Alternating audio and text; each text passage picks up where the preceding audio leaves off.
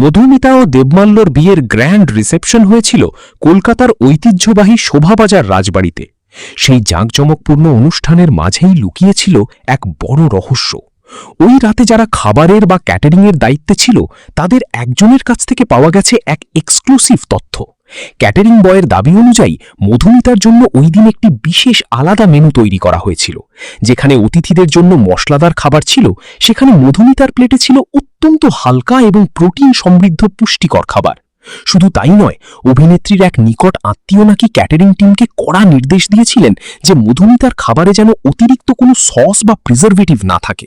সাধারণত গর্ভাবস্থার শুরুর দিকে হবু মায়েদের ডায়েটে যে ধরনের সতর্কতা অবলম্বন করা হয়, মধুমিতার ক্ষেত্রেও ঠিক তেমনটাই দেখা গেছে।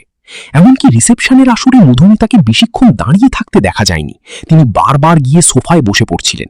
ক্যাটারিং কর্মীর মতে বাড়ির বড়দের মধ্যে আলোচনা চলছিল যে মধুমিতা এখন বিশেষ অবস্থায় আছে, তাই তাকে যেন কোনোভাবেই স্ট্রেস নিতে না দেওয়া হয়। রিসেপশনের সেই রঙিন আলো আর আনন্দের আড়ালে থাকা এই ছোট্ট সতর্কতাগুলোই এখন প্রমাণ দিচ্ছে যে মধুমিতা সরকার তার মাতৃত্বের স্বাদ গ্রহণ করতে খুব শীঘ্রই প্রস্তুত হচ্ছেন।